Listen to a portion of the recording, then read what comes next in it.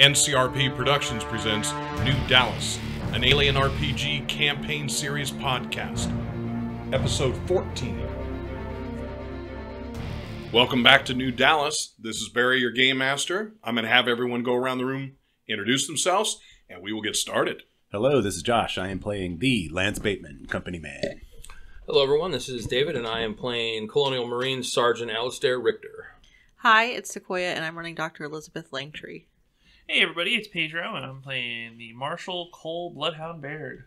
Last time, we had a number of things going on. The group is kind of separated around the environs of New Dallas. Most of everyone, at least currently, is in Andy's Drop, the largest settlement on New Dallas at this point. Sarge, you were the one that went the farthest away. You went out to go find Private Perkins, part of your squad that was lost on the initial crash landing of the ship. You found Perkins' tracker in a collection of body parts stacked in a cave underwater, inside or under the island. In bringing him out, you met up with the Sagarans again. These are the charcoal gray, seal-like creatures with kind of human eyes. That's really the most frightening thing about them. Big razor teeth and the indentions in their nose. Well, that doesn't really scare you too much. But they walk upright on feet, right? No, they don't. They move like seals, but they move way faster. The And their back front ends, flippers are like really sharp, right? right, and the flippers are basically pincers. So you had gone in, grabbed the meat pile, brought it back to the ship, but in getting back, Combs, unlucky Combs, was attacked again and has a major laceration in his leg. Brooks, who is the replacement for Perkins in your squad, was, as a medical officer, was unable to staunch it. And you are in mad dash flight right now, coming back hot to the medical center, which brings us to Dr. Langtree. You spent the day getting to know Dr. Pvt Combs and the staff. Dr. Pvt Combs is leaving for personal reasons, but you know it has something to do with some kind of body problem that cannot be dealt with here, that has to be dealt with somewhere in the core worlds. In fact, probably on Earth proper is what you think. In the beginning, she was fairly reserved around you, but as she's gotten to see you in action and in practice, she's gotten a lot more comfortable with who you are, and by the end had kind of suggested that you're going to fit in very, very well here. You guys get a call saying there is a marine transport inbound with an emergency on board, and Vita says, "Oh, good. I'm going to get to show you the landing pad." And so you guys head up to the top level of the medical center. Baird, you had a day of starting to get things in order back at your precinct.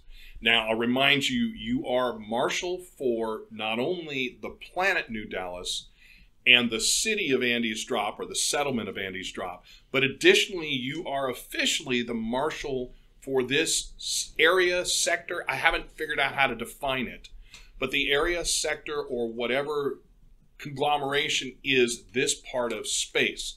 You are definitely out on the frontier, and there's not a whole lot currently out here that you are aware of other than the colony of New Dallas and the environs directly around it. I think there's a little envelope I need to read about what's Somewhere, yeah. Somewhere. A red envelope with, eyes only on it. It's important. I decided to ignore it.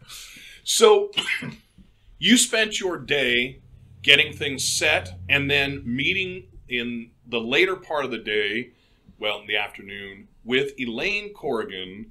Elaine Corrigan is the VP of Elgar Plastics, and she specifically came out here and met with you. Now, I'll remind you that she was showing you what she could do for the office here by carrying a PDD or a PDP, a personal data device, or a personal data pad, whichever way you want to view those. I'm trying to use PDD. That way the device doesn't have to specifically be the same thing every time. But she takes it and shows it around your office and then shows you what she could do to change it. When she brings it into the main room of the precinct and out of your office, you kind of tell her, ma'am, I'd prefer you don't do that. And she immediately brings it down. Before she leaves, she lets you know you can get a hold of her easily simply by pushing the little green heart on the PDD, which she hands you as a gift from Elgar Plastics. She leaves. When she leaves, she meets up with Lance Bateman. Now, Lance, you had been trying to get some kind of a setup for you as a Seegson rep here. And you are learning at this point that Ronald Schlegman, the VP that's over he's 3 steps up, but he's over your arm. He is coming after you pretty hardcore. You had a dalliance with his wife. That's what it was. That is what it is. And he is punishing you for it. First of all, you're out here on this backwater world, but you know that you can turn it around. And for him, though he doesn't like you, and he would like to see you die, if you're able to turn it around, remember that as an underling of his, he looks better. So he's giving you the rope to hang yourself, but he's not hanging you himself. So you are trying to set up some kind of I'm going to call it base of operations for yourself.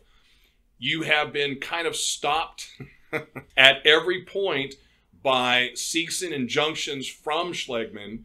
You have been able to secure yourself a ground floor room with a wonderful pair of beds, 2 nice twin beds for you. And in meeting with Elaine Corrigan, who's somebody that you have done things with in the past, you, after playing around, you made a conversation telling her, lay off the Marshall Station and don't touch the medical center. Those are yours. Yeah, my staking some claims. thinking, what's that? Staking some claims. My thinking is that you feel like you've already got kind of an in with them simply because you've met the 2 people that are going to be in charge. We've been through some tough things together. Right. So hopefully that turns into good news for Lance Bateman. Now, Elaine does warn you that she had a meeting earlier with the marshal and that she has given the marshal a proposal, but if the marshal doesn't take it, she has no more designs on it. Now, I'm going to go real quick back to Cole and remind you what that proposal was. Elgar Plastics is willing to redo your office in its entirety in the way that she showed with your okays for no cost. And the reason that she says she's doing this is because if you were to take on Elgar Plastics, one of the beacons of society here, one of those places that everyone's going to see, that is the best possible advertising they could have here on New Dallas. You, however, Lance Bateman, do not know that the offer was free. You did tell her point blank, listen, Elaine, we'll undercut you. That's exactly it. You know we'll pay him to set up his office. You don't know the depths that we will stoop to win. I will bankrupt this company. So, this is where we start, and I'm going to start with Sarge on the, and I was going to say APC. I'm going to start with Sarge on the dropship. Should have been an APC. I tried. Not a flying APC. So, Lieutenant Williams, and I made that mistake last time. Ooh, I have one more thing. For everyone, we forget to do this, but what's everyone's rival and buddy for the game? Each game in Alien, you get to choose a rival or buddy, and I generally leave it to you guys, but we haven't checked in on that in a while. Probably not since the rig, and potentially things have changed. So, Lance Bateman. So, are rivals intended to strictly be player characters? No. Okay. Not in my mind. Okay, so I think they are in terms of like character points and things like that, or wording, right? You have a rival that's another player character. It says you interact, how you interact to support that. Like so right you're saying now, it could be an NPC specific. Well, I'm NPC. saying it could be an NPC because we're going on a greater level with the campaign. It would be difficult with the 4 people at the table to constantly identify a rival. There are going to be times potentially where one of you never sees the other 3 in a game. Lance Bateman's ire is focused very directly on Schlegman. All right, so like your right rival now, is Ron Schlegman. Lance Bateman is trying to figure out ways to work outside the purview of Schlegman so that he can get some things done without getting like he thought just getting sent here was punishment enough. Right. But no, he's not done. He's going to screw me over at every possible opportunity. So I got to get out from under his boot heel. Was Schlegman the name of the guy from Tropic Thunder? Tom Cruise's guy? Was he? I don't know. I think it was, yeah. I think it was. Okay. Schlegman with the horns. Now I'm just picturing him with his weird hands. Yeah, the weird little hands and the big forearms, the hairy forearms, Yeah. you know. All right. Headcanon accepted. All right. So that's your rival. Yeah. Do you have a buddy currently? So, yeah, my buddy's still Dr. Langtree. Very good. And Sargent Alister Rictor. Yeah, so my buddy's still Cole Baird, all right, because not enough time's really passed, you know, his focus now is the mission at hand, but as it pertains to outside of that and his job to the core, for the group, it's Cole Baird, and then his rival's still Lance Bateman, that's just that opposing military versus civilian friction that just is always sort of there. All right, sticking in your craw. Right, like, hey, they just don't understand the higher responsibility that people in the Corps, carry on their shoulders on a day-to-day basis. But they, okay. And Dr. Elizabeth Langtree. So my buddy's definitely Rose, my head nurse. Yep. And then I don't know if I'd have a. And you don't have to have a rival. Yeah. The option's there. I would say the whole thing with Katrina getting like this stuff leaking into her body after they ripped it out of her. That whole situation's kind of like everyone involved is sort of like a rival. Right. Like there's definitely that's everyone's gonna my rival. But no one's really a standout for you, right? No, I'm just like, you fucking idiots. Like what the fuck? Right, and I'll remind everyone, because it's been a little while since that incident happened. What happened was the Marshal, Cole Baird, had torn the camera off her and had thrown it away. What he did not realize is it was actually connected in part to her body. There's a battery pack that sits inside of her body at her shoulder. In tearing it, that battery pack started leaking and causing her to get sick. It seems like her stupid idea to put that in her body. All right. Well, that brings us to Marshal Cole Baird. Yeah, I still got beef with Katrina Hill, so I'm changing my rival from Bateman to Katrina Hill. Oh, good. And then my buddy, who was Rictor, I'm now changing to Lance Bateman because now I have to befriend this guy because I've been told to. So now I gotta try and figure out the best way to insult him as much as possible without him knowing. Somehow that feels like a rival still to me. No, he's my buddy. You have to be. It's friendly ribbing, apparently. Yeah, it's friendly ribbing, you piece of shit. I mean, yeah, see, you're my friend, you goddamn You can't friendly rib an enemy. dirt of the This earth. is true.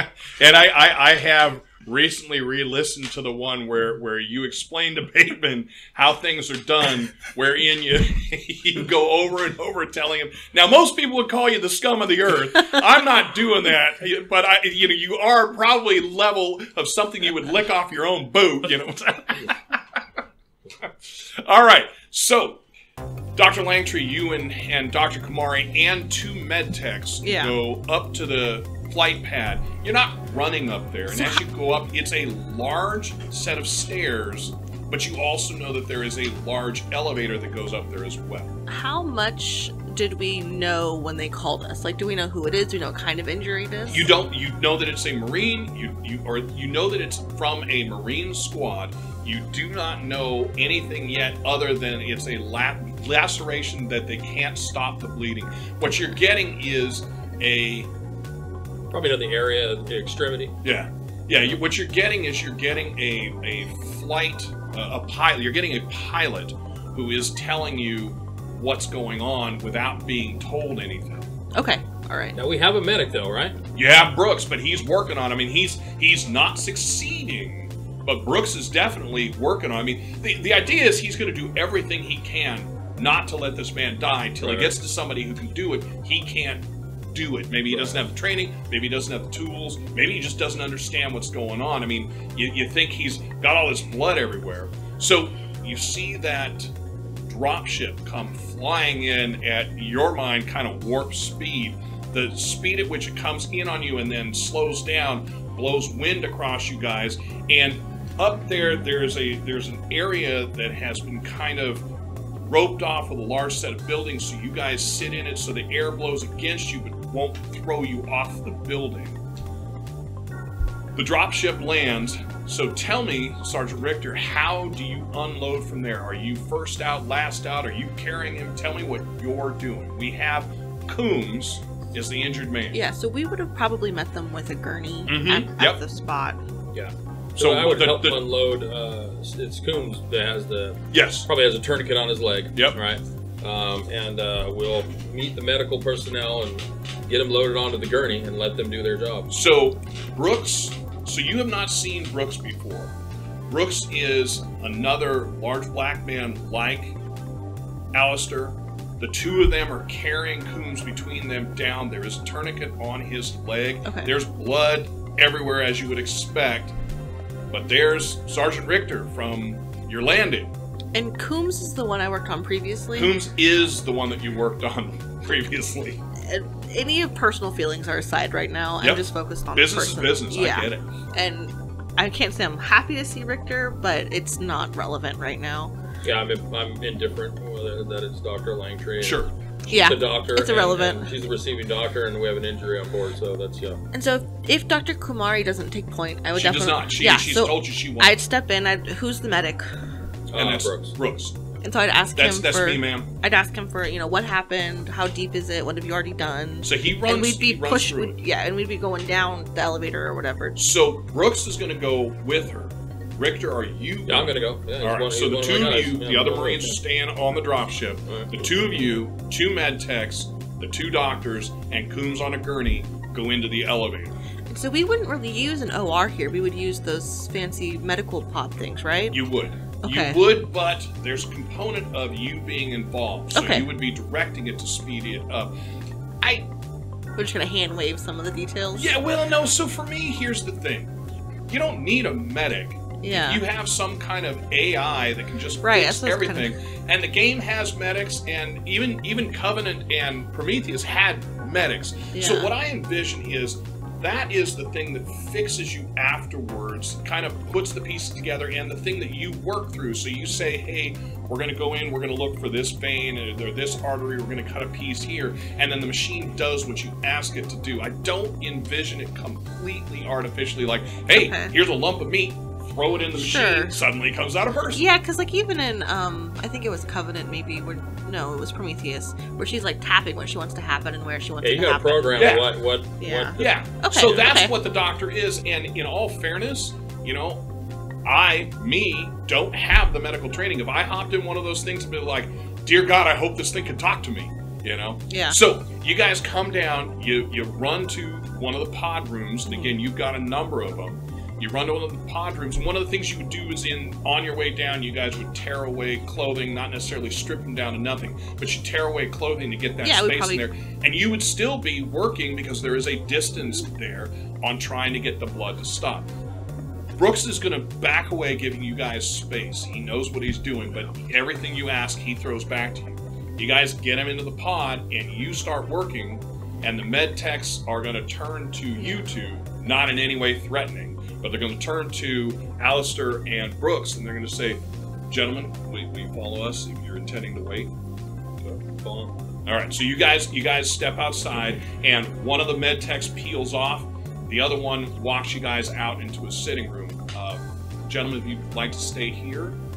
Now, you have not been on this base, Alister, but you have been on a base that has a civilian medical command connected to it, and normally you don't have to wait.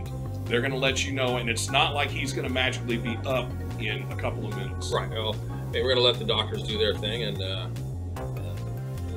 want to wait for his prognosis. So you're going to stay. Yes. I'm gonna Very stay. good. I am going to radio back to, communicate back to command, let it know that we've got an injury, because I'm assuming that the military base also has its own medical personnel. Right, it does. They're not. So I'm careful with my words. it's not that they are not as good. It's they are not as trained for really extreme situations. They can do the basic stuff that's needed there, but this is set more than anything else as a military ground pounding and not as, I mean, the idea being we can do trauma, but we don't need the medic here. We don't need the doctor here that's going to do that. We have that inside town, and it's seconds away. So you guys are waiting. Go ahead and give me a medical roll. He is broken. We know the laceration is there. So what you're looking for is... And I rolled the attribute and the skill? Correct. Okay. You're so looking he for is broken? Yes, he is broken. So that's why he got the critical injury.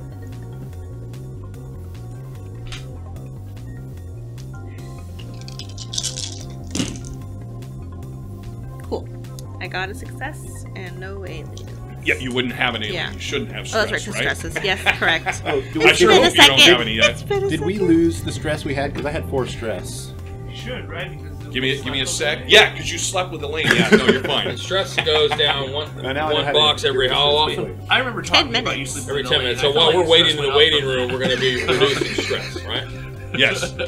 So stress goes down once a turn. Turn is anywhere from 5 to 10 minutes. So yeah, as you wait in the waiting room, and well, I'm assuming I'll be there. I've got 4 levels of stress. I can. yeah, I think you safely can erase assume- that. Yeah, Right, then I'm going to be there 40 minutes, right? I'm pretty Yeah. confident yeah. of that. Okay. Well, actually, no. Erase 2 of the boxes Okay. and leave the 2. We'll see what happens. Okay. 20 minutes So- goes by. So, Doc, you are able to start working on him. You get him in the pod. You start telling him what to do, and you guys are at this point watching as it's doing its work. Yeah, is Coombs conscious?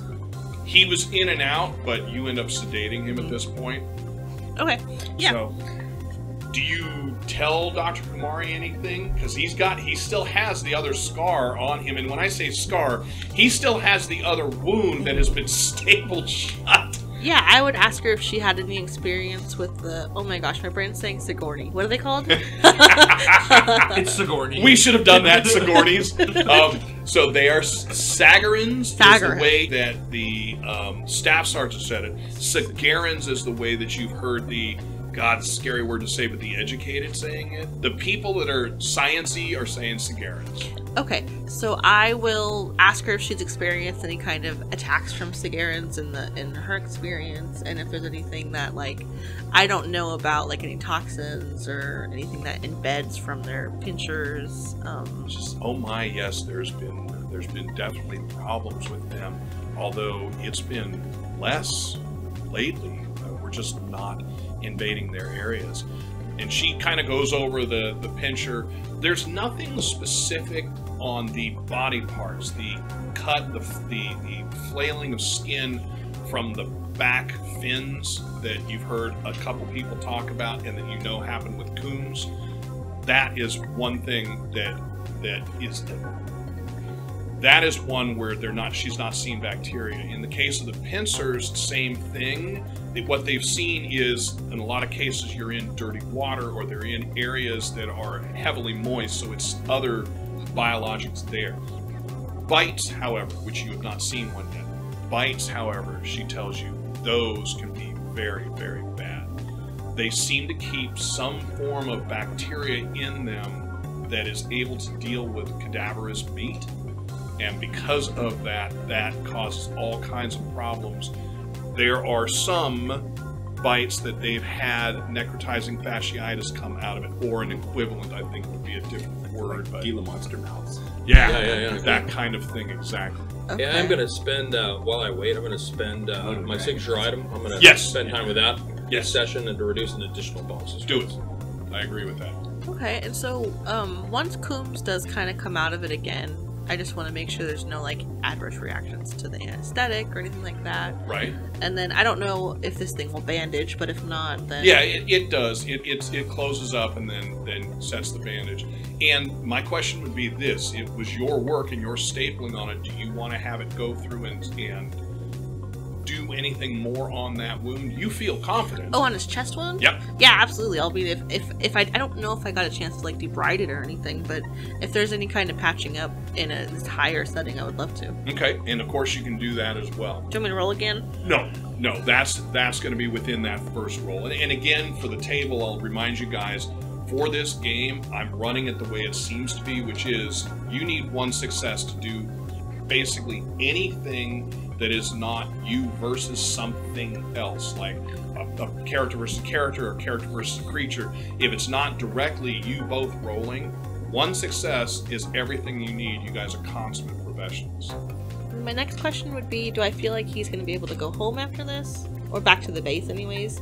Are we going to keep him? You would normally like to keep him 12 to 24 hours, and when you broach that with Dr. Kumari, she says the same thing.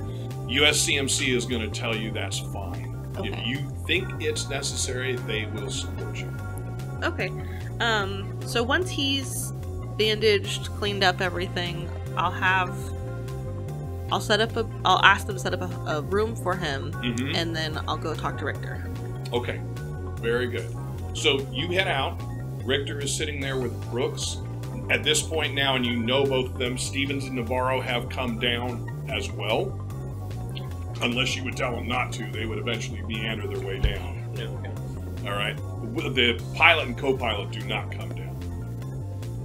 I'm assuming they probably. Yep, exactly. So you come out and you see the 2 Marines that you've seen before, plus Alister, plus the new one, Brooks.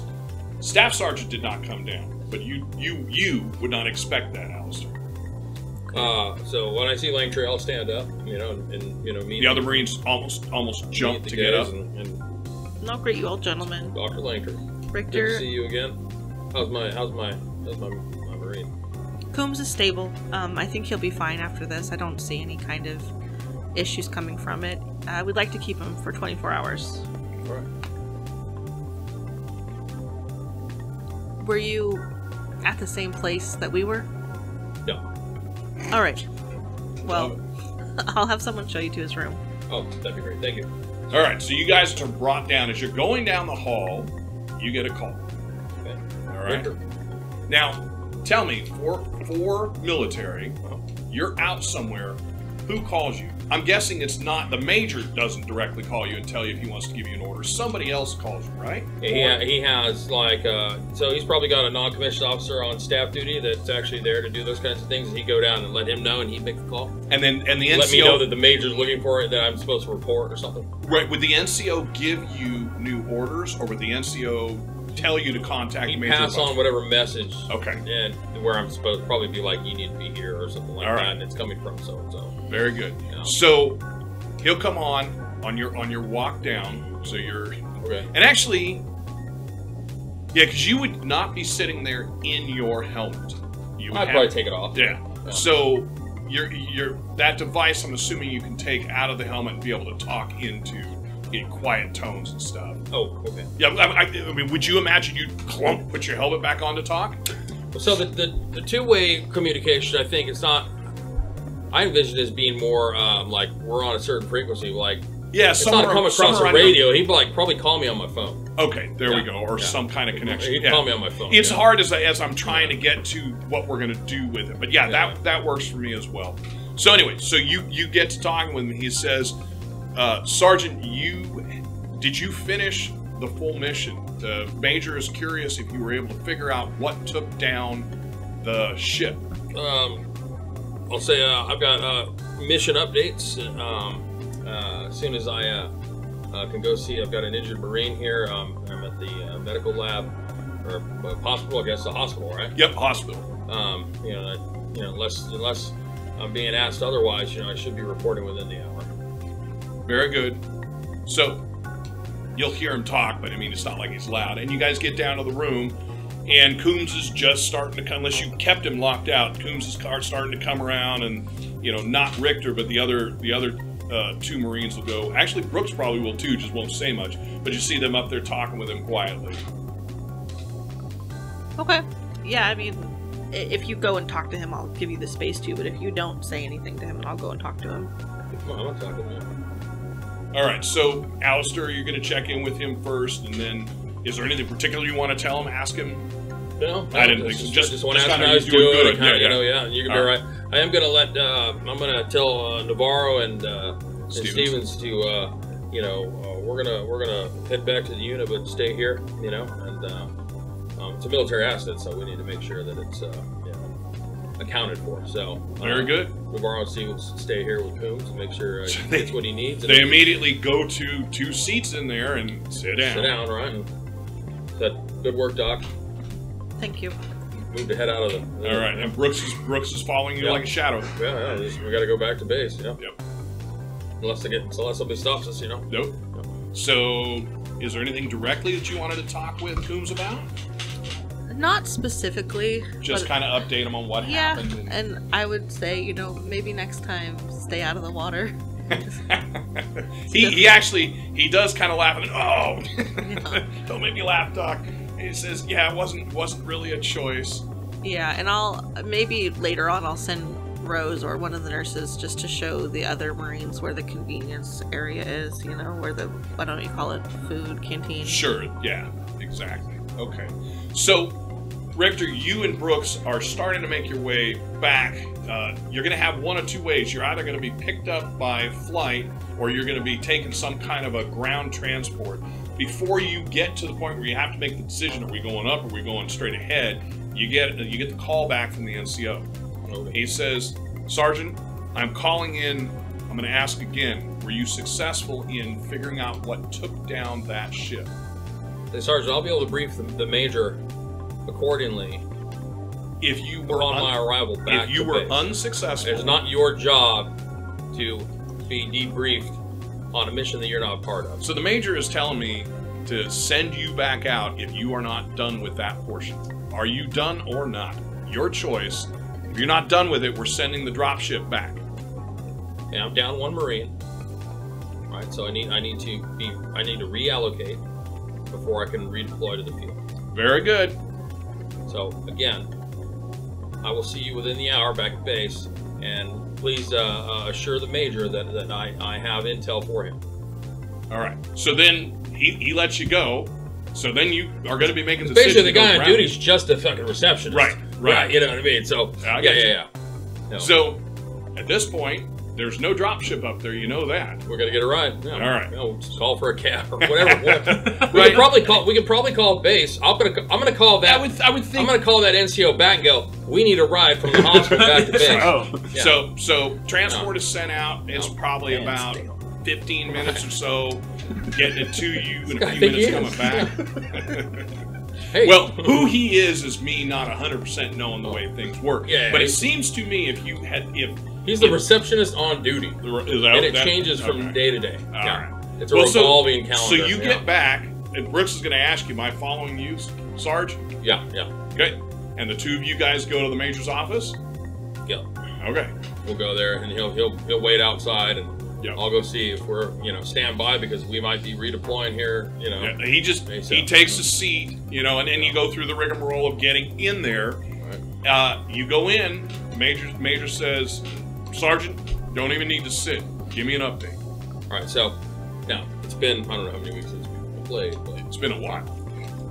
I give him the update. Right. I let him know what happened. I let him know we were able to locate.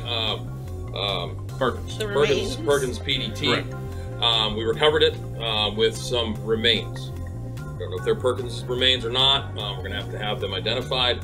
We have the remains. They came back with us on the dropship. Combs suffered a major laceration and is in the hospital overnight. He's received medical care. And at this point, that's as far as we've gotten. There's an indigenous life form on the planet that seems to be hostile. We've encountered twice now,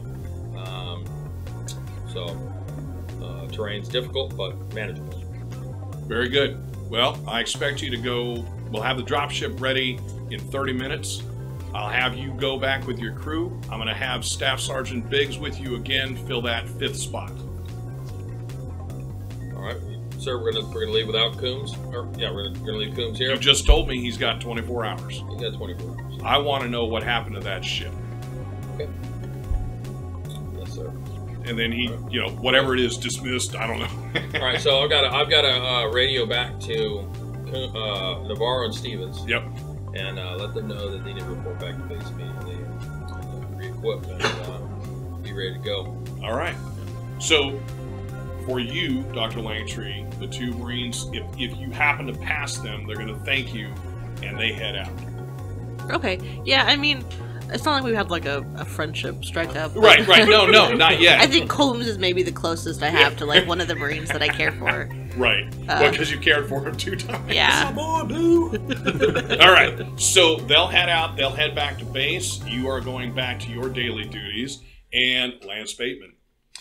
So Lance Bateman has on his to-do list a visit to Fred Jones, the assayer. So as soon as he's able to arrange transportation or look up the assayer's office in the corporate directory, the Colonial directory, identify where it's at, then he wants to go pay Fred Jones a visit. All right. So the question really more than anything else is, how are you thinking you're getting around in the sense that I don't know. Do you use your own, I'm going to use the word credit card and so with that, that receipts? That's a possibility. I mean, I don't know that I've received a paycheck since I've been dispatched here, and that's sort of a problem. I know. I have to believe that you would. I mean, I'm sure he can screw with you. I don't know if he's going to deny my pay. He's got to keep you on salary. They still worry about there's law. Space unions. That's what unions. So, yeah, I mean, I would like to think that there's some sort of Colonial transport company that will take you where you need to go, whether it's a taxi or a whatever, right? Like a moon buggy. You're right. And cost basis, you're in something where barter is probably a good portion of exchange here. Not all of it, but hey, I'll do this for you, you do this for me kind of thing. In the case where you're an off-worlder, which presently you are, you're going to pay some kind of service fee, but it's not going to be anything extreme. So if you want to do, and that's what I was thinking you would do, if you want to do that where you're basically like, God damn it, I'll use my own money and I'll just get reimbursed. Well, I didn't have much of a savings account when I arrived on planet, right. I hate to say. Because character creation doesn't give you much of a savings. No, but you were in transport. Unless you're Dave. I know. That's my retirement. So you head out. You have the address to go to. You're going to hop into whatever form of transport. I'm going to use the word taxi just to be. I'm not doing a space taxi. Rickshaw. I'm not doing a staxi. So a rickshaw. Bicycle one. Some alien rickshaw, Actually. One of the get that set up with the Merryweathers after I help them. Just strap those guys in. There you go. Those porched. I'm grooming them to become my henchmen. Dragging you all over town. Sounds really bad. Lance is a bad guy. Who knows? Well, we did have Lance a discussion at one point about are we all kind of not good? And the answer is, how, shades of gray. How are people in real life? I don't think anyone's done anything evil. No. I think it's, at least for me as the game master, I felt that you guys have stayed really well within the confines of the character with the little additions like Colbert's addiction, which we didn't know at character creation. It's things like that slowly change the characters over time, but I think we've stuck with it. So you will arrive at the assayer's office, at Fred Jones' office, and immediately you're struck by the fact that the building is dark and there's police tape across it, or there's marshal's tape. God, I'm just going to call it police tape. That's Caution tape. Caution tape, right? But it's straight across it. The door is shut and it's blacked out. Okay, well, Lance Bateman will walk up to the door and knock loudly. Okay. Or is there some sort of doorbell? Well, no, I think a knock doorbell. I think the knock makes perfect sense on these, and there is no answer. Oh man, okay, that puts a wrench in my plan.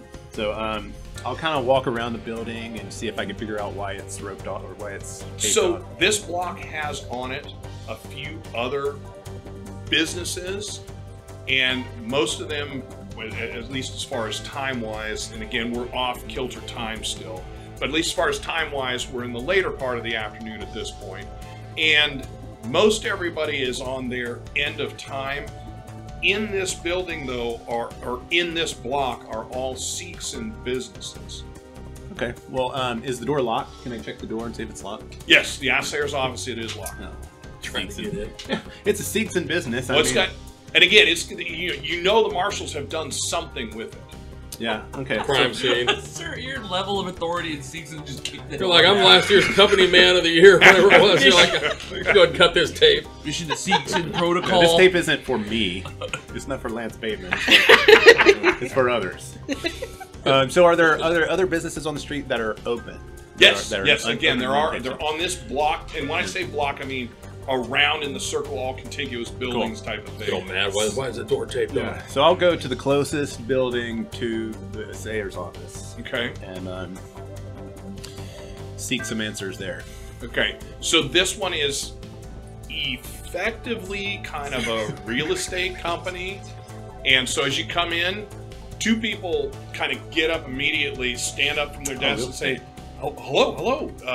Can I help you?" And they kind of look at each other, and eventually the man kind of backs away and allows the woman to take over. I envisioned the Asian specialty, like food goods, like Spice's store where they don't speak English in there, and they kind of look at him like, "What's wrong with that guy?" So she'll step around from her desk, smile in the direction of the guy who just sat down, and say, "How can we help?" So when I realize it's a real estate business, then I will pretend that I meant to come in there for real estate purposes. And, sure. And I'll say, I'm here to inquire about the availability of farmland on the outskirts of the colony. And she looks at the guy who's sitting, and he gets this big smile, and she says, "I'm going to have Brad take care of it." And she goes and sits down, and Brad says, "Please, sir, please have a seat." And he doesn't get up from his. He does that half sit up out of his chair until you get over there, and then you sit down. He says, Okay. "Well, yes. So, tell me, are you new? Are you new to New Dallas? Are you newly arrived to New Dallas?" You may not recognize me yet, but I'm Lance Bateman, company man for Seegson, Employee of the Year 2179. Okay. So give me a sec. Personally, I really wanted you to go in there and be, "Oh my God, it's Lance Bateman!" That will be what happens in the future after some moves are made. Every Seegson store will have somebody designated to have a picture of you in there, right? LB group. Yeah. A Bateman greeter. So he Who's says, the Bateman greeter? Why are they not on staff? He says, I'm hot sauce. sorry, Mr. Bateman. I am not familiar with you, but I'm newer and in transport. And he's kind of trying not to stumble over his words. He realizes in some fashion that you're above him, but you're not necessarily above his department. No, right? But he has to show you some level of deference. So he does kind of the I'm sorry, I apologize. We're out on. He doesn't say backwater world, but we're out on the fringe, and there should be plenty of land outside the colony. I mean, well, so how much did you get? First of all, I'm sorry. Let me welcome you. I'm Brad. Hi, Brad. Lance Bateman. That's Jenny. We are currently Lance Bateman. She says we're currently running the offices here in connection with. It was the 3W, wasn't it? Fred. We're currently running the office in conjunction with Fred. Are you aware of what's going on with the land at this point as Weyland-Yutani starts to back out? Of course, I have full awareness of Seegson operational policies on taking over the abandoned Weyland-Yutani facilities. Unfortunately, that's not why I'm here. Oh, yes, okay. How can I help then? So why I am here is I am interested in getting some two young, hardworking boys set up on a farm that could contribute to the food growth for the colony. And I'm sure that this colony could use some more food and some more production because, frankly, I walked around and I'm hungry right now, and I'm not seeing very many restaurants or options for good cuisine here. So I'm trying to do everyone a favor and get these guys set up somewhere. Get Applebee's in town. We don't even have a goddamn Space McDonald's up in here. They're everywhere. So speaking of Fred, actually, what's going on over there? I noticed his door was taped up. Oh, you haven't heard, and he gets a little quieter, and his face kind of changes. He says, Fred was attacked. By whom? Nobody knows what. Actually, it was Jenny. And if you look over at her, she's kind of sitting there waiting for you to invite her over, but she hasn't been invited over yet. He says it was Jenny actually who ended up calling the med techs, but it looks like he went into his office and hit his head, fell. There was apparently blood everywhere. I'm Who's Jenny? She says yes, and she gets up and walks over to her. Okay. Did you happen to communicate with the marshals who are sent to investigate this case? Well, I was the one they spoke with. Well, yes. After the med tech picked him up, yes. Do you happen to have the name of the marshal that looked into this? Oh, absolutely. Deputy Deb. I'm gonna pick another one. Deputy dipshit. That's all you gotta say. Deputy Donalds. And is Frank at the med center? Yes, as far as I know, Fred must still be there. I'm not aware if he got released.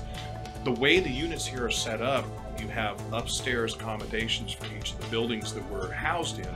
And I normally get notification when anyone in our group comes in. Actually, we all do, since they're connected services. And Fred hasn't returned. Very good. Okay. Well, if you could, would you be able to provide me a list of any vacant habitat units that may be somewhere along the street near these other Seegson facilities? Oh, so you're looking to buy a house?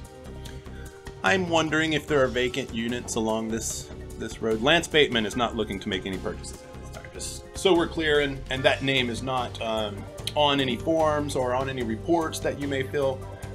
Lance Bateman was not here. Go ahead and give them I'm going to go with manipulation. Yes. Seems like the thing that would work. Not the baby. 1. And I want to push it. You're going to push it? Really? Okay. Right out the gate. Bateman. I mean, you got 1. Grab your stress die. Kills. Ah, I got an alien. But I also got 2. All right, so go ahead and give me a roll. Now remember, for the way we're doing it, the way the rules state, you got to keep your current success and re-roll all the failures, right? Yes. All right. All right, so the panic roll is a 2 plus 1 stress, or 3. perfect. All right. So yeah, you're hoping that these guys are going to be able to keep your confidence. Yeah. That's where the nerves kind of kicked in. And I want to make sure that I stay out of any kind of notes that they take, Gotcha. because for Schlegman reasons. So you have 2 successes on the manipulation. What is your stunt that you're going to add to it? So I think I'll just have them impressed by me and thinking that they're willing to help me again in the future. Okay. All right. Willing to do a favor in the future. Yeah. She says, "Well, yes. If you'll follow me." Now, Jenny is a nice-looking woman, not your level of normal playmates, but you can see that she's definitely turned on by you. You suspect strongly it's more your position than she's your attracted to actual power. looks. Yeah. Exactly. Many. I come across this often.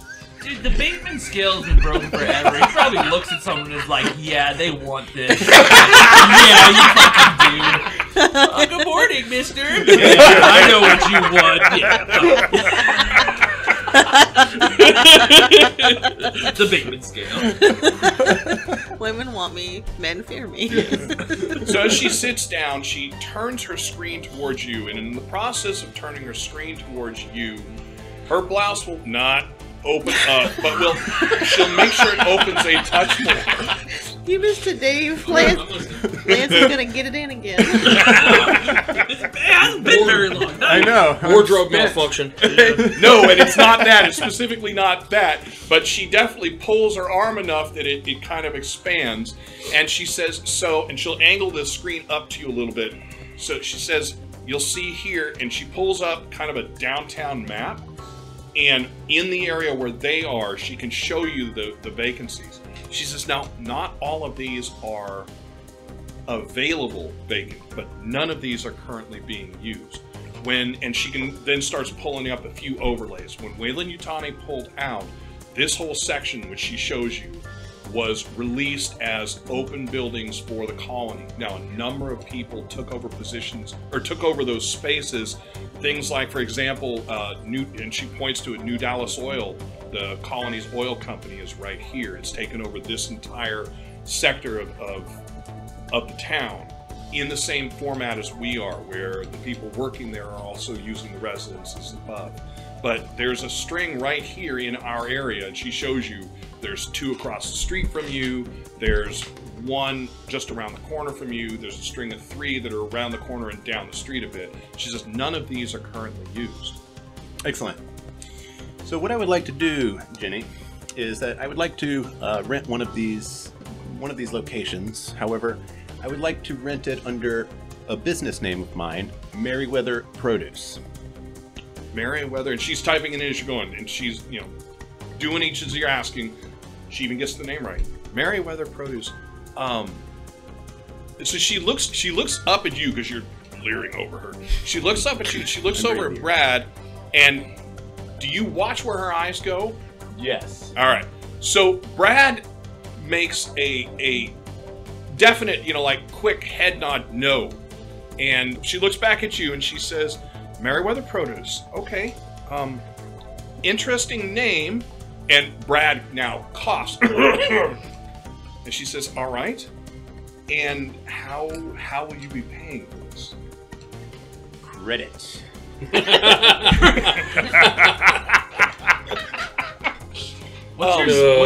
it's probably not a platinum card. What's it made out of? She says credit in the form of Merryweather Produce. No, credit in the form of Merryweather Produce. Okay. So I think I understand how you want this to go. She looks over at Brad again, and he's now a little more emphatically shaking his head no. Brad, shut up. Quit looking at Brad. His head, no. and she says, Look at me. Don't look at him. Don't look at him. And she does. She looks up at you. She says, Mr. Bateman, she would say it. Mr. Bateman, I think you need to be aware of the name. And Brad again's like, the obvious cough thing. She says, the Merryweather name, let me say that in that name you will not be getting any credit from anyone locally. We might be able to do something, but you would have to have an account of some sort that has funds in that name. So Merryweather is the name of a family, a local family here. They have been here since the colony started. There are a number of family members. In fact, the 3rd generation of Merryweathers are rather exceptional farm techs themselves, but they, how do I say this? Cry wolf a lot, I think is probably the way to say it. And they're trying to name drop and it's all the wrong name. They're like, oh, they fucking suck. Yeah. Their actions aren't always accepted. I can tell you that at least the 2 boys, they're good boys. And Brad again coughs, but now it sounds more like a cough and a snicker. And she literally looks from where she's looking at you. She goes, "Shut up, Brad." And she blushes as she looks back at you. Got a history of one of them. All right. See, somebody's aware of what's She had a going on. dalliance with one of them. What if we just call it Fairweather Produce instead? Fairweather, and she, clacks back through it. Fairweather Produce, wonderful. So here would be the thing: I can start the credit paperwork. It'll run through Seegson. You're going to at some point have to fund it with something, but I can get you the first 3 months on credit. Yeah, like I'm assuming that there has to be some sort of like not easily by Seegson traceable way to get my pay and Offshore account. Yeah. Oh, like sure. To get it to these people without my name being, tracked back to where it came Planet from. account, Sure. probably. So what you're gonna do is you're gonna find whatever doubles here as their bank. Yeah. And there's going to be layers to it, but yeah, you know exactly how to do that. Set And up there's a probably shell account within a shell account Right. within a shell. the idea For the is in this Fairweather. particular to keep myself hidden from Schlegman so that I could do business. They're like I said, they're going to be the henchmen. They're the lookouts. So at the beginning level, one of the things that you're going to need to set up is you're going to have to go to the process, the banking process that is not Seegson. Probably not Wayland Yutani, although there may not be one here. You're going to want to go something that is planet side, that's being run away from one of the corporations that you're openly dealing with. And there probably is a bank corporation. Yeah. Yeah. So- I mean, yeah. But you're not going to talk with her about that. I'm Right. just saying that's where your next step is. Yeah. So she sets it up. She says, very good. And will you be signing the paperwork? Yeah. You know what she's asking. Is Lance Bateman signing the paperwork or is somebody else? Because you're going to sign the paperwork either way. My proxy will sign the paperwork. Very good. And is your proxy here by chance? They could be here look soon. at Yes. Let me take this paperwork and I'll get it back to you. She says, oh, absolutely. She clacks a few buttons and you hear the as it's Dot printing for you. matrix printer. I mean, We're it's trying to keep it at the the future right 80s, level. right? It's probably fast, like is it probably Dot matrix printer. Face. So she brings out 3 copies for you, has 2 of them to you. She says this one will be waiting here, and this will be your final copy, which she stamps with So, customer click, copy. open the briefcase, Yep. stash everything in there, and then as soon as they get out of sight, I'll just forward the signature. So you would be aware of this. We can step back. You would be aware that what she asked you is the proxy here, meaning Yeah. she knows Lance Bateman's not signing it, Right. but she doesn't know. I just didn't want her to necessarily witness Lance Bateman Doing the Those are signature. shady She realtors. all but said she knows I know. this when That's she why do I'm it. just gonna walk outside. Okay, sign it. Open it, sign it, close it, bring it back. All right. Look Well, at so that. I ran into him outside. how much time? How much time do you wait outside? 3 minutes. 3 minutes. Perfect. Signed already. Lance Bateman gets things done, you guys. Doesn't mess So around. as you come in, they both look up, and then Brad doesn't just sits right back down, and Jenny says, "Oh, did I forget something?" Oh no, actually, I ran into my proxy in the street. He was headed the opposite direction. Paperwork's all set. Oh, she says that's wonderful. So fair. What does weather, Brad say? Produce. Brad's not saying anything. What is the name of the proxy that's on there? Bait Let's say Lanceman. Patrick Fairweather. All right. So she takes from you the paperwork. She runs one in effectively a scanner. She takes the second set, staples it, sets it into a folder. Once the scanner one is done, she then takes that set, stamps it in a number of different spots, signs in a number of different spots, says, and this concludes our business, and she stamps and hands you your customer copy with no Thank signature. you, Jenny. It has been a sincere pleasure, and I hope to do business with you in the very near future. Oh, absolutely. She said, as you're starting to turn, she says, so have you been shown around town? Brad, you can hear Brad kind of. It was about what was about to happen to him. Jenny's the village bicycle. Where's Brad the village cock? Maybe. Not the village Is cock. this like the next afternoon? I mean, Not that. No, this is terrible. This is is this the same day? No, this is ours Nice one, from Pedro. Elaine. Oh yeah, no, yeah, yeah. I'm afraid I'm a little too spent to take a tour around the city this afternoon, Jenny. I do appreciate the offer, and I will keep that in mind for the future. And I'd also like to remind you, if you do come across any recently abandoned farmlands, to please give Lance Bateman a call. So There was just a weird, strange murder last night.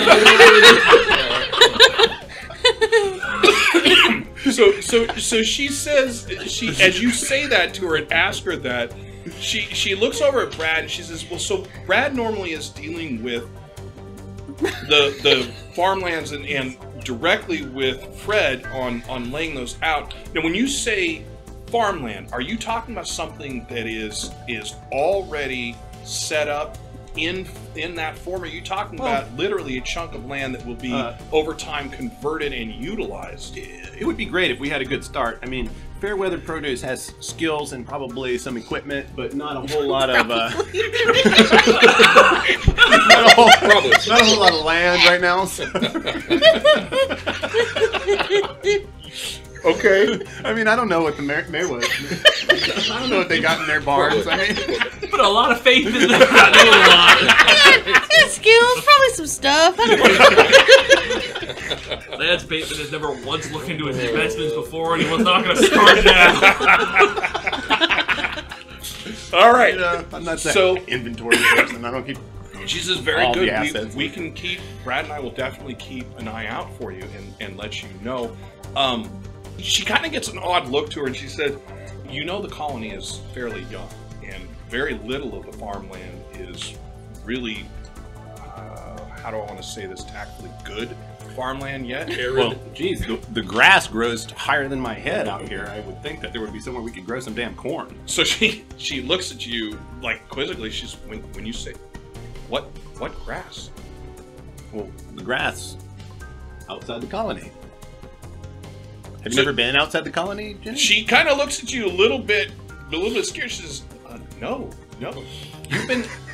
She says, well, you but should of get out course. She says, but of course, a man in your position would tour the colony. I don't know what I was thinking. No, I'm sorry, I didn't know. Well, I will... I won't. Brad? And Brad kind of pushes himself away from the desk, comes up, and your guys are still standing. You haven't sat back down. She goes and sits. He comes over and he says, so I will keep an eye for you. Absolutely. Mr. Bateman, is there anything else that I can do for you? Not at this time. There's definitely a twinge to that sound. I appreciate all of your efforts and going the extra mile for me, Jenny. You're saying that right with Brad in front of you. Yeah. He says, I'll have a very nice day, sir. And he Touch her hand. No. So So where do you go from there? So I want to head to the Marshal station because I want to talk to this guy about what happened to Fred before I go find Fred. Are you walking? I'm going to call my taxi service. Very call my good. driver. All right, very good. So you're over to the Marshal station. So Cole, for you, Elaine has left. You had some time in office. You're starting to get a little better rapport with your assistant chief deputy. Something odd for you guys, just so you know why I'm having a little bit of troubles. I think of a marshal as a marshal, but apparently the positions, at least as far as I've understood, the positions in the marshal's office are deputies. Even the chief marshal is called the chief deputy. So that's why I kind of flip back and forth. You're all marshals. Apparently, you're all deputies. You have precursors to your name to identify where you're at. So you, again, are the chief deputy, and Charisma Talbot, who you've already met, is the assistant chief deputy. So you've gone and you've seen and talked with her quite a few times throughout the rest of the day.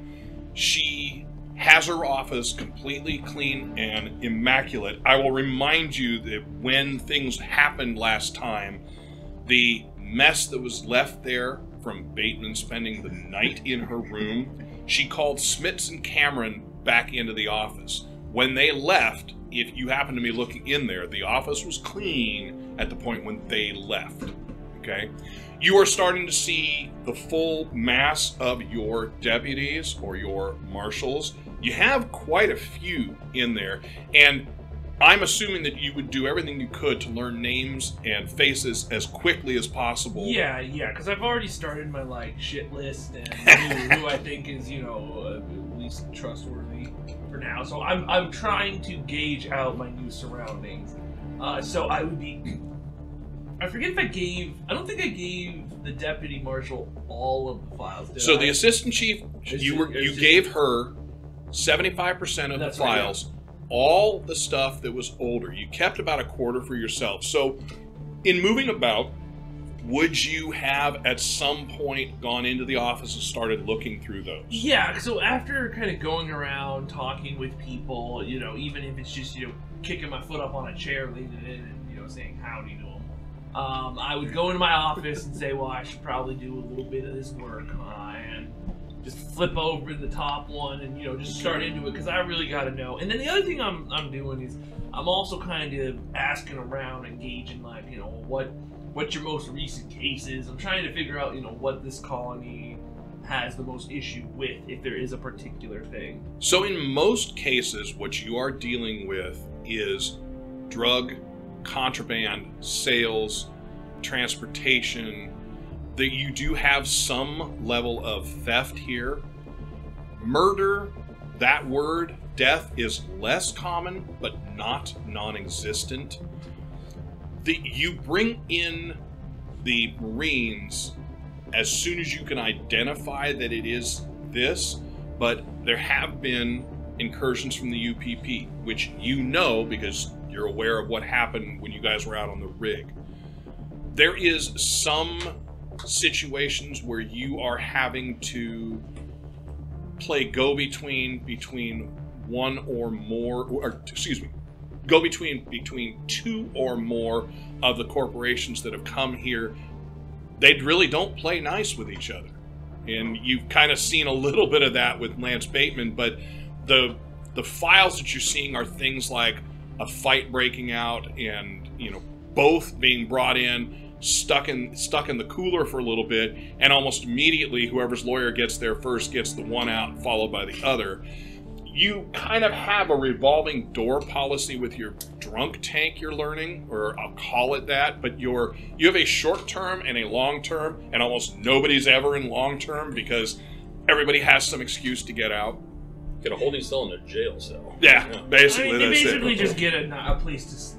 Right. And, it's like... Well, a place to wait for their lawyer to come in and say. Yeah, for the corp. Yeah, I don't know. You have very limited court situation here in New Dallas. There is... Oh, crap. Forgot about that. You're going to have to do that too. But you're dealing with a very small judicial system. You guys take care of the majority of it, and so far there have been very few cases where you guys would have to be involved in a capital offense, something where somebody would have to be killed or incarcerated for an extended period of time. And until Weyland-Yutani started pulling out, they were fully in charge of that, with you as their mouthpiece, or the Marines. So something happens, you are the Marines. Initially it was the Marines, now more and more it's you. You're sent in, you go deal with the problem, and you bring the perpetrators back to them, and then you wash your hands of it. Okay. We'll see if that can change. Yeah. So New Dallas itself has 4 major population centers, and you are effectively in charge of all of them. Your office oversees the smaller offices to each, and it is a situation where you will periodically be going to the other settlements. There's Andy's Drop, which is about 6,000 colonists. There is Numa, Cyprus,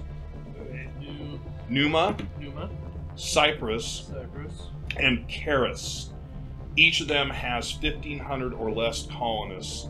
There are a number of smaller settlements strung out on the northwestern edge of the continent that you guys are on. You guys are kind of at the northwestern top.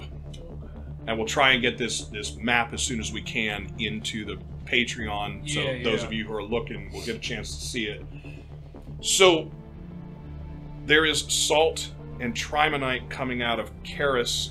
That settlement is near a body of water, and you have some issues with, it's going to sound funny, but pirates. Basically, people coming in on water rigs, doing something and leaving via water rigs. You would think that there's just, floating hover bikes, Star Wars style, floating hover bikes and that kind of stuff everywhere here. That's not the case. Most colonists here probably do not have a vehicle. If they do, it's not theirs, it's something from someone. They're either currently renting it from Weyland-Yutani and giving a portion of what they make back, or eventually, and this is what you know that Bateman's here for, eventually potentially purchasing Seegson equipment, but pretty much being under the same yoke. You know about Colony Worlds, you've seen this kind of thing happen. I don't know, and it's your choice to choose whether or not this is your first colony that is breaking for independence. And as you well know, Weyland-Yutani is not giving it up for free. They're taking 50% of the profits for an extended period of time. We'll say it's my first one. Okay, so it's gonna be a new thing for you. So Numa does oil and iron. Those are the major, and again, there's other things they do. Andy's drop is oil and trimonite, and Cyprus is silver and uranium. Cyprus sounds like it would be the one that's worth the most, but it really isn't. You said silver and uranium? Silver and uranium. And who did? Sorry, I think I mixed them up. So Cyprus is silver and uranium. Karis is salt and trimonite. Numa is oil and iron. Andy's drop is oil and trimonite. All right. For the smaller, mostly religious settlements, they tend to be semi-autonomous. They are growing their own food, raising their own animals, and they are coming into one of the bigger settlements, many of them coming to Andy's drop, but coming into the bigger settlements to get the things that they can't literally produce. There is a form of wood, there's a wood-like substance, trees that can be farmed here on the planet.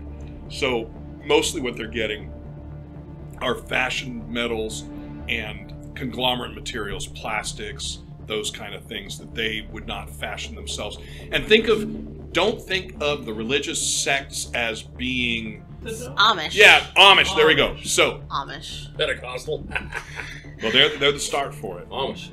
So don't think of the small colony or the small settlements, the religious ones, as being all Amish, but think of them in terms of that kind of self-security and self-control.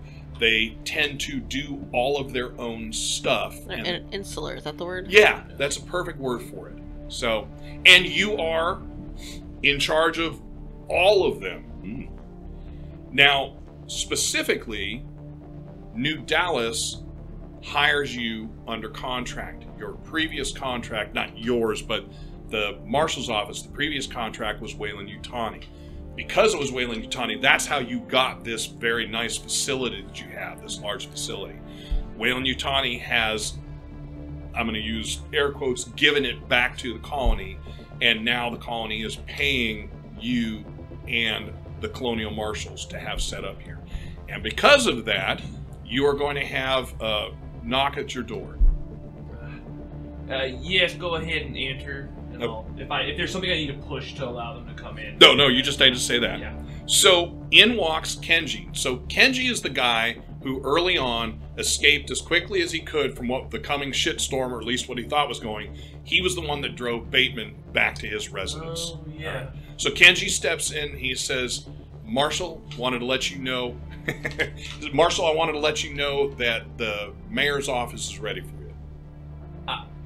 I'm sorry, Kenji. You're going to have to go ahead and bring that back to me. The mayor's office? What of it? Yes, you had a meeting this evening. You were supposed to have it this morning, but I guess it got pushed back because you were late. And he doesn't say that in any kind of tone. A meeting? God damn it. What do you mean a meeting? Do I have, like... don't was giving me some itinerary. I didn't set up no meeting. So he looks at your desk, and he comes over, and under a few pieces of your clothing and the picture of your family, he pulls out just the bare edge of a red-topped folder. It's a manila folder with a red line across the top. He goes, "Sir." And you do not see anything out of him. He's just like, "Oh, hey, you didn't see it. Here you go." Thank you, Deputy Kenji. Well, I guess I do have an itinerary that seems to have been overlooked.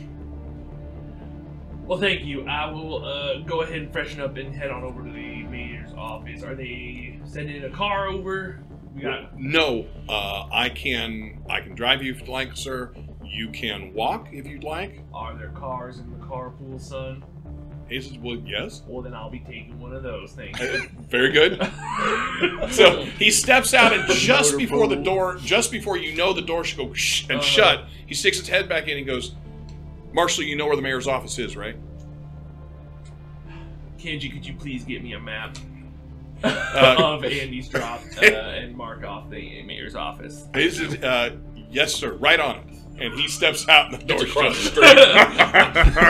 I pick up the fucking envelope and it's like, God damn it! Throw my hat on my bed. All right, so open you that pull it bullshit. open. There's a whole ton of paperwork in here. You're probably looking at 40+ pages. The front of it is the introduction to you from the mayor's office. Thank you for taking this post. Blah blah blah blah blah. You know. You're getting a whole lot of the basic stuff that you already signed but may not have known the exact things. You've got your income, which I'm not going to worry about right now, but you've got your income is in there. Who you're going to worry about, huh? You got your income in there. You've got your who your underlings are, your staff, et cetera, et cetera. What the mayor's office is specific. You know, I said mayor. I'm using the wrong term. Governor. The governor's office, which is still basically for the size of the planet going to be the mayor, but the governor's office, you're going to have what they expect of you, what you can expect from them. There is a whole section, more than 20 pages, on the USCMC and your connection with them. All of these are things that you generally know, but at some point you're probably going to want to review just to make sure that there's not some weird thing that's going on here on New Dallas that hasn't been at any of your other posts. Most of your other posts, you have either directly worked with the USCMC, or they've been close, or they've come down and you've had to interact with them. I believe you had a case where you interacted with Rictor directly, and so that would have been a case where they weren't necessarily on site but joined you. So yeah, I mean, I'll once I'm done with the mayor or whatever, or the governor, then I'll have to reread this because this is my first colony striving for independence. Full so there might be a little something different, but sure.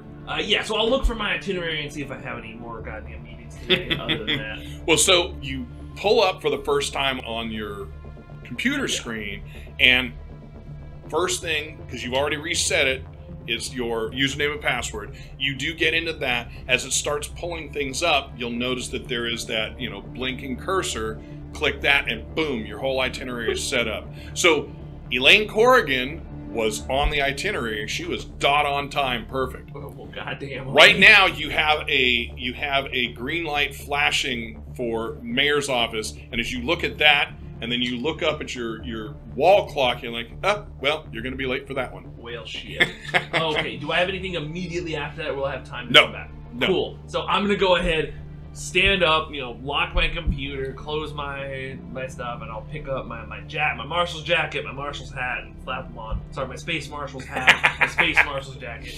And then I will head out and I'll lock my door behind me. All right. And so then I'm going to go to the carpool, get a car, whatever the nicest one is. All right. So the motor pool is a mix of 12 cars, 12 vehicles, not 12 cars, specifically not 12 cars. It is a mix of 12 vehicles.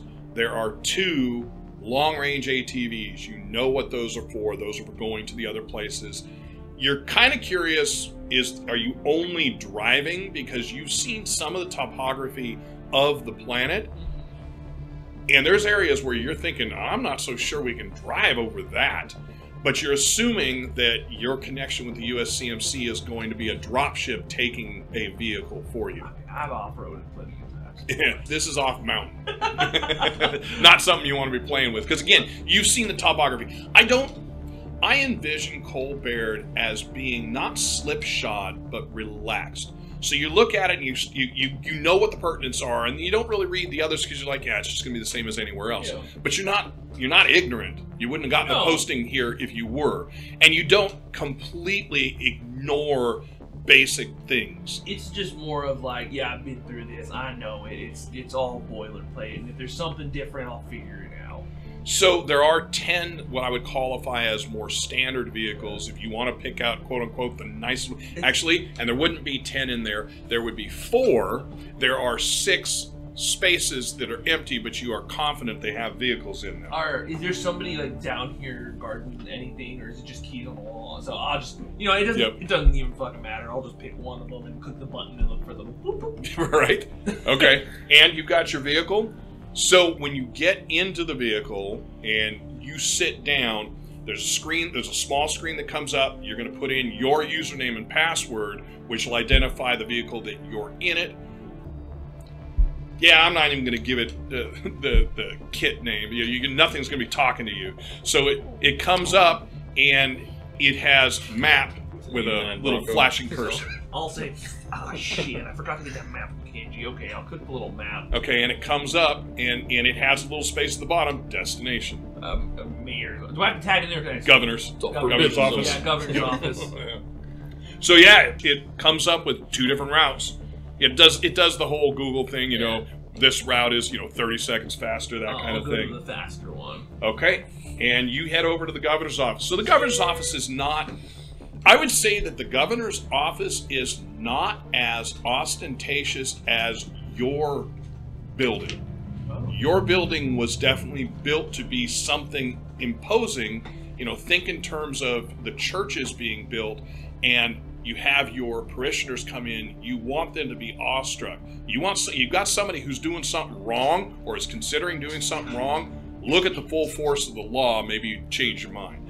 But the governor's, and it's the governor's office, not the governor's house. You have no idea where that is. It could be upstairs, but you're pulling up there. Lance, did you head over to the marshal's office? I thought you had said you were going to go over to the marshal's office because of the tape on Fred Jones' place. Yeah, I just wanted to figure out what the status on that investigation was because I need Fred back in his job. Okay, and when you get there, you're going to meet the front guy who's not... it'll be the same one that you left this morning, and he'll say, "Hello, sir. What can we do for you?" I'm here to see Deputy Donalds, if he's available. Donalds? Yeah, okay. And Donalds comes up from the back. So I'm going to leave you there. I thought he was going to potentially ask for you. So you get up to the governor's office. Sorry about that, Lance. No worries. You get up to the governor's office and park, get out. There are not a lot of vehicles on the road. In most cases, I mean, you're not going to park like a jackass, but you can totally take up 2, 3, 4 spaces however you want because nobody cares at this point. I'll do that, and then I'm gonna take out the Space Marshal's tape, around it, so that everyone knows it's an important space. Don't touch it. All right, so the Colonial Marshals are the Space Marshals. This is the one thing where you don't need space. Important to me personally. Okay, so no, I'm gonna park. I'll park in one spot. Yep. Good. I'm not. I hate when people double park. So then I will step out and stretch, get my game face on, and head on up. Yeah, head on up. All right. So when you come in the door, you hear the tail end of, "Well, God damn it, he had to have known the time." And my kind of people. So as you walk into what I'm going to call the front room, there are 3 larger desks. There's a person sitting at 2 of them. The third desk is empty, but around a man that you are quickly guessing is the governor or somebody in charge because everyone else around him is, doing the kowtowing. There's 3 people around him. One of them says, "Well, sir, he's here." And the governor says, "Well, Marshal, welcome." And he walks over. So this is a middle-sized guy, 5'9", 5'10", but big. You know, very rotund, but not that rolling fatty. It's a big, solid ball. When he puts his hands out as he approaches you, you can tell his hands are a little bit sweaty, but they are big, giant, meaty things. Okay, well. And when he takes your grip, though he doesn't look like he'd be all that strong, it's a good, solid grip. Well, how did their governor... I would have looked his name up. What's the governor's name? Give me a second. Governor Shithead. It's very nice to meet you. That's who I call everyone I don't know the name of. You over there, shithead. So, it's Governor Ernest Hennings. Hennings? Hennings. Hennings. All right. Well, Governor Hennings, it's very nice to meet you officially in person. This is Marshal Baird. Marshal, well, welcome. Can I bring you into my office and we'll get this thing started? Yeah, let's go. I apologize for being late. It seems somebody misplaced my itinerary. And further, there was a bit of a delay in getting me my login, so I apologize for the failings of my predecessors. Let's hope we can get get our relationship on time from here on out. Says, boy, I am going to like you. So he comes to you. My memory is you're about 6'something. Yeah, I think I want to say 6'2". Yeah. So he's going to come. He's going to kind of get close to you, tap you on the opposite shoulder, but you're not at the point where he can really put his arm around you and have it not look uncomfortably weird. So you'll see the three that were with him are kind of like little gnats buzzing around him with no real good idea. Like you approach a door and one of them runs forward and opens it, but they're just kind of there. They're not making noise. They're just walking with you. He says, I appreciate the fact that you didn't make any excuses for a crash landing. That was not your fault. That is the goddamn military's. Oh, Jesus Christ, ain't you right about that? I don't know what the hell happened with that shit right there, but yeah, it threw my whole schedule out of whack, and can't say that it was very nice, but you know, I'm alive, made it through it, we got everyone back okay. Well, you know, the Marines might have had some issues, but you know, that's all on them, like you said. Issues? Oh, well, tell me, come on. And you guys walk into his room. Yeah. Now, his room, his office, beautifully apportioned. Nice, thick carpet for absolutely no freaking reason because you've been walking on basically slate floors everywhere else you've been. But you get on that carpet and you're just like, whoa. And the three buzzing people around him, one walks in, the other two shut the doors. The one that walks in immediately goes over to a standing cart and you're fairly certain it's alcohol. But he comes in and says, come in, can I get you something? Oh, yes, please. I believe it's an appropriate time. You know, those kind of things are real nice for me. So he looks over. What's your pleasure? Well, I've always been a whiskey man. You got that, but I know that might be a little fancy. But you know what? If you don't got that, whatever you're drinking, I'll have the same. There ain't no man that calls himself a man that don't have whiskey. Snaps his fingers, looks over, and you sit down, he gets around the back side of the desk and says, now, you're starting to realize what's going on with the carpet, right? As you sit down and get comfortable, you want to slouch in the chair. You don't, because that's you, but you want to. He, on the other hand, when he gets in the chair, suddenly, magically, is about 6 inches higher up than you are.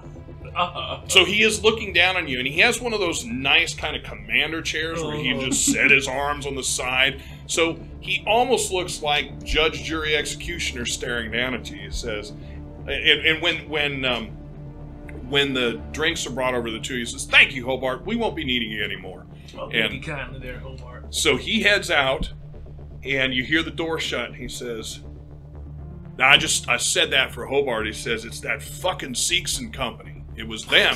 He says, I know it wasn't the military driving that ship, but these idiots don't know that. Well, now, Governor, what you mean it was Seegson doing that? Well, you got some proof? Because I mean, you know, I'm settling in that it might be. No, I mean why you were late. He says that Seegson equipment, the ship. You came in on a Seegson ship. Okay. You landed from a Seegson plane. Far as I know, I'm not getting a whole lot from the major right now. But as far as I know, that plane is still sitting on New Dallas land. I want it off. I know that's not something you can do, But I want it off. I mean, there's no reason for them to even be here. We've been working so hard to get Whale and Yutani out of here, and now they're in here. Says I've heard there's a couple of others that have been coming in. Let me tell you, son, this is my baby. And he's holding his hands out, encompassing mostly his stomach.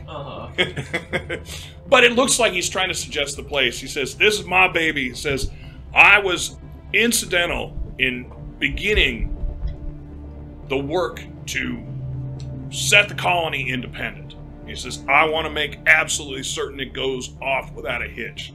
He says, "That's where you come in." All right. Well, what you got for me there, Governor? What? How can I help? I hate hitches. There ain't gonna be a hitch, right? Well, I gotta say, I hate hitches myself. I like things going smooth. You know, how old does he look? Does he look like my age? Probably looks, I've forgotten how old you are. He looks in his 60s, yeah. early 60s, and still he's in A shape, of course. His face, his hair, his body look okay, like the ravages of age are not hitting him at 60-something. Yeah, so I feel like I'd said, I'm 6'1", I found that. There we go, okay. I feel like I was in my, early 50s is what Yeah. I said. I feel like that. So, yeah, I'll say, well, you get... 57. Awesome. Late thank you. 50s. So, yeah, late 50s. So you guys are about the same age, yes. Yeah, so I'll say, well, when you get to be our age... when you get to be my age, you look like you might be a little bit younger than I, but, when you get to be around here, you want things to go smooth, You're done with all that bullshit when you're younger. Let's try and make things smooth. I agree. Couldn't agree more. Well, so tell me what you need from me. First time me dealing with the marshal's office where I kind of have direct control, so tell me what you need from me. Right now, what I need from you is, like I said, no hitches.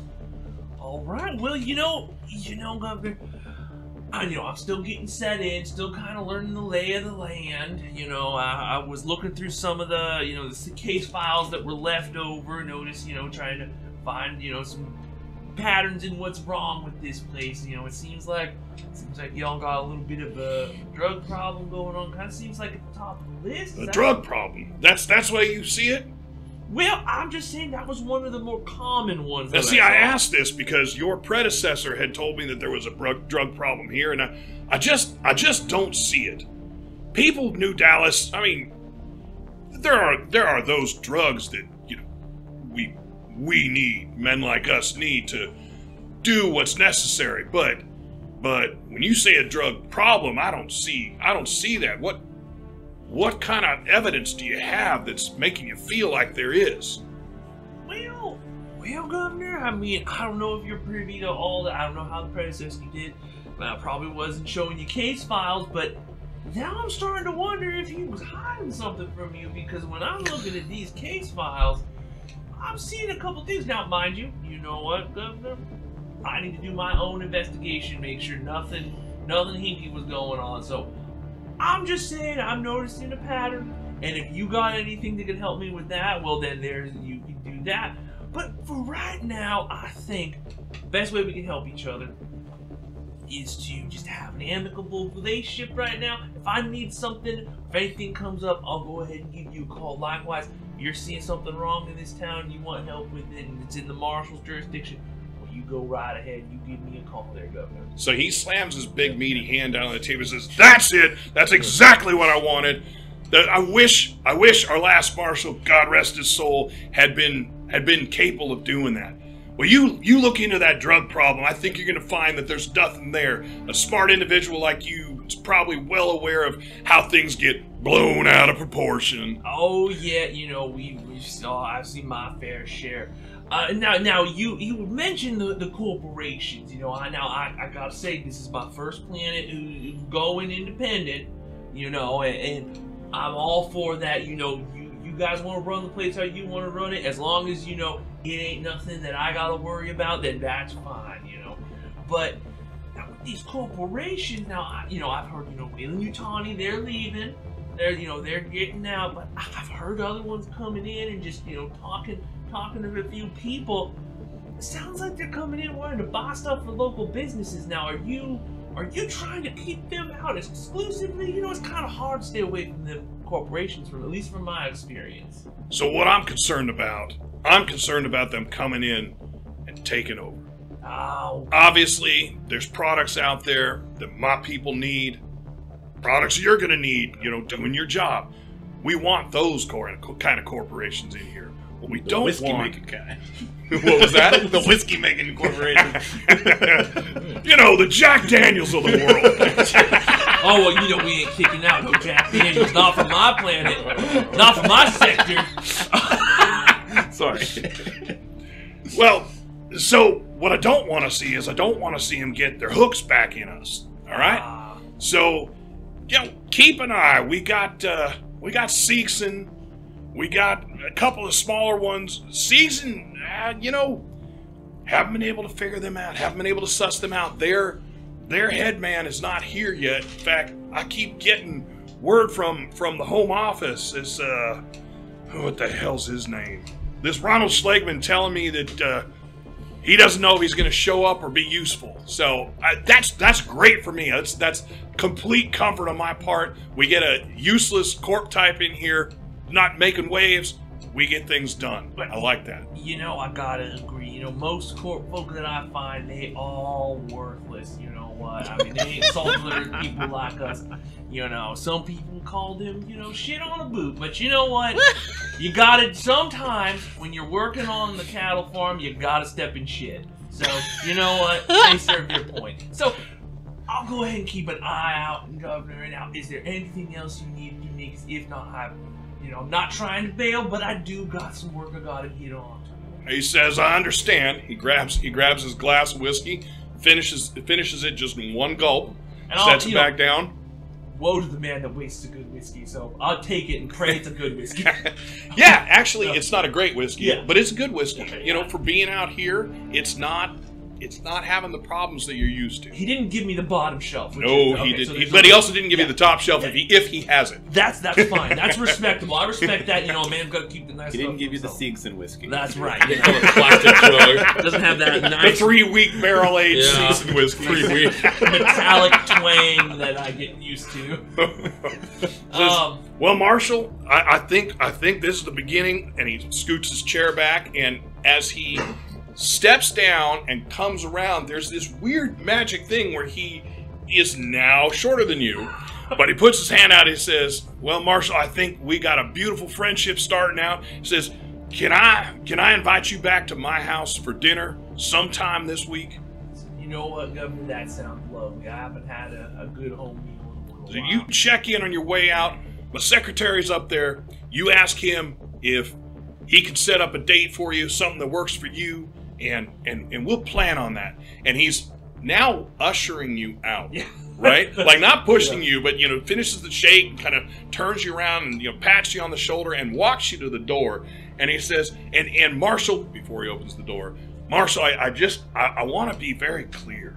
I have not been aware of a drug problem, so it is important to me that if you do find evidence of something like that here on New Dallas, I mean, we're still getting colonists out here. We can't have something like that stopping them from coming out. So you let me know if you find anything. Well, the one thing I don't like is a drug problem in the area I'm working, so I'll make sure we get that taken care of. He goes, sounds good. Yeah. All righty. And he opens the door. Yep, I'll walk on out. And good day to you. Yep, and I'll tip my hat and walk over to his secretary. Right.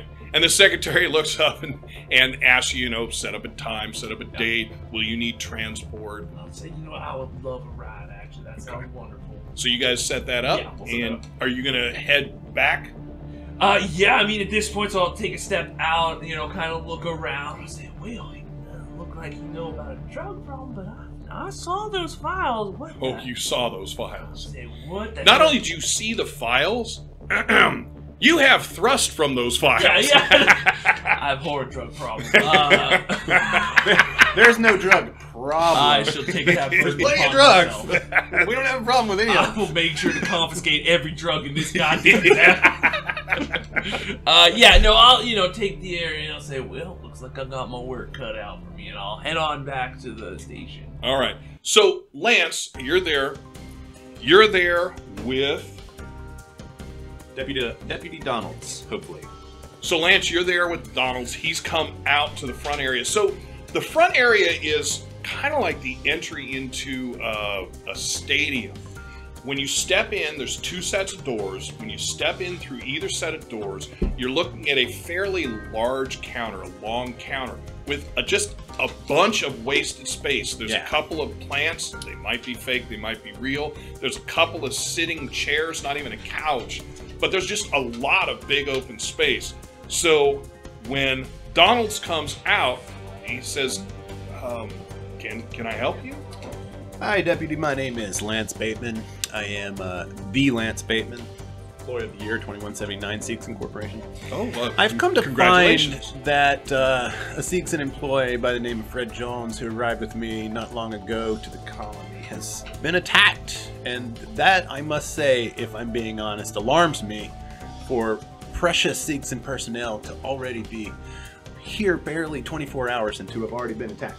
Would you happen to have any updates on the progress of that investigation by chance that you can release? It says, Mr. Bateman, may I begin by telling you that we are on top of it. When you say attacked, he says, walk with me, please. And you guys, and you know where you're walking. You walk into that long hallway. You go past the big fuzzy glass down, or the frosted glass doors, windows, and you head into the main marshal, or the main marshal's office. Donalds brings you over to his desk, and there's only 2 more people in here working than when you left this morning, but the place is humming and moving. He sits down. He pulls a chair out for you, goes around and sits down himself, moves his screen away so that you can talk directly with him. He says, so, Mr. Bateman, can I ask, when you say attacked, where did you hear that? Well, I mean, he didn't just walk around his office and fall on his own, did he? Actually, and he reaches in, he looks over at a stack of files, pulls the second from the top one, opens it up. He says, actually, the statement that he gave myself and the med tech was he thinks he fell. And you're just closing the case on that statement by sir. Someone with a head injury at the time. And you can see him backpedaling quickly. He's like, no, sir, that's not what I'm saying. What I'm saying is he said it. Now, we are investigating. We are waiting for, I was going to say the coroner's report. Our coroner's very wide ranged. We are waiting for the doctor's report once Fred is released. But as of right now, there's nothing to suggest an attack when the person themselves is saying they fell. But no, the case is not closed, not by any means. All right, well, that's good to hear. I surely wouldn't want to suspect you're just, closing cases on incidental theories to get out of doing any actual work. Now, Mr. Bateman, I think you are starting to overstep the line just a little bit. The office here takes it very seriously. All cases are given the appropriate amount of time. This is a new person on our planet, a new person here in Andy's drop. I know that you know the value of good and bad publicity. There's not a whole lot of good publicity coming out from our people being attacked. Wouldn't you agree? Especially not Seegson employees. I mean, one might be inclined to think that there may be some sort of conflict here, possibly between corporations, if the ones recently arriving to planetside are suddenly injured, hitting their heads and falling down. So as you're just kind of throwing these words out, you see a complete change in his demeanor.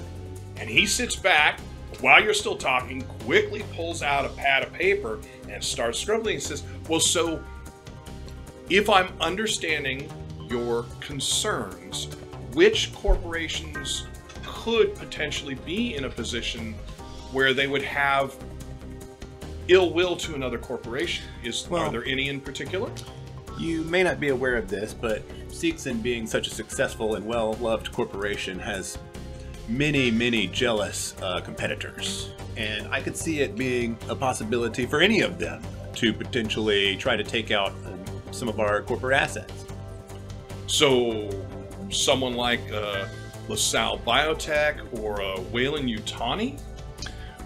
I don't know if there is any weight to those accusations, but I would say you could fill in the blanks as to who the potential... So it's conjecture on your part that we have the beginnings of a corporate war here on New Dallas. And he's gotten a little more stern I'm only again. suggesting that it's rather fishy that this perfectly healthy man just sets up shop and falls over. Well, and this is why we do our thorough investigations. I think I'll have to talk to Mr. Jones myself. I'm sorry? I'll have to do a little of my own investigating into this. As long as it doesn't cross over the marshal's office, you are welcome to try and settle you a little bit. Would you like me to give you a call as soon as we have the doctor's report? I would very much appreciate Jones, that. Mr. Jones. Yes, that would be okay. Very helpful. I will do that. I will do that for you. All right. Well, this conversation has not been as productive as I would have liked, but I will thank you for your time anyway. Okay. And then you get up and head out? Yeah. All right. So as you are heading down the hallway and out, Marshall, you are coming in, and you're gonna see Bateman. He's gonna stand out, right? You're not gonna cross his path, but as you look down the hallway and are starting to walk, you see him walking out. God damn it, Bateman, what are you doing back at my station? Oh, Marshall, are you aware of the potential that there is a corporate war breaking out here, and that your deputies are just writing it off as accidents? Oh, shit, I shouldn't have said anything. No. I say that under my breath. I'm like, well, now hold up. Let me close this gap before we start talking. Look, Mr. Fred Jones, the man you and I both arrived on the planet with, has already suffered a very mysterious injury. Oh, do you happen to know anything about that case? Wait a minute now. Fred Jones, the land of Fred Jones, we just saw him the other day, and he's already had a head injury. Exactly. Now, doesn't that not seem suspicious to you?